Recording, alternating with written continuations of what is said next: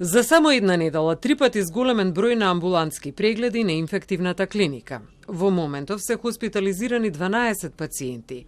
Кај двајца е потврдена инфлуенца А и истите се со посложена клиничка слика.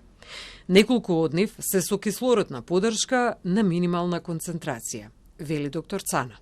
Другите се клинички случаи од хоспитализираните, од кои едно е потешко болен и е на интензивно лекување.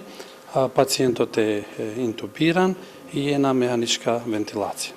И кога станува збор за амбулантските прегледи, се зголемува бројот на пациенти кај матичните лекари, колку е на дневно ниво бројот на пациенти во амбулантата? Јас статистички можам да ви потврдам дека на инфективна клиника веднаш после новата година од 1 до 9 имаме околу 286 прегледани пациенти кои се со инфлуенца пациенти и од кои претежно се амбулантски.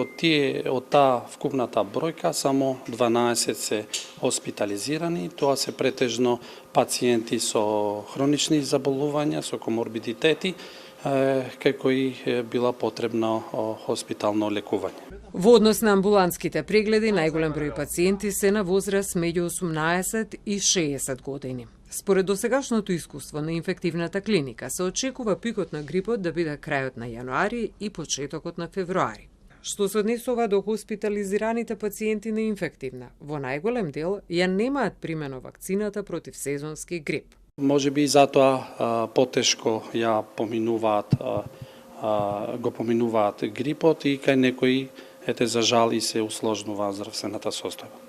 Лекарите со апел до граѓаните без оглед на возраста да ги почитуваат препораките за превенција. Според последниот неделен извештај на Институтот за јавно здравје, во текот на првата недела од 2026 се пријавени 1725 случаи на заболени од грип, што говори за двојно зголемување во однос на претходната недела.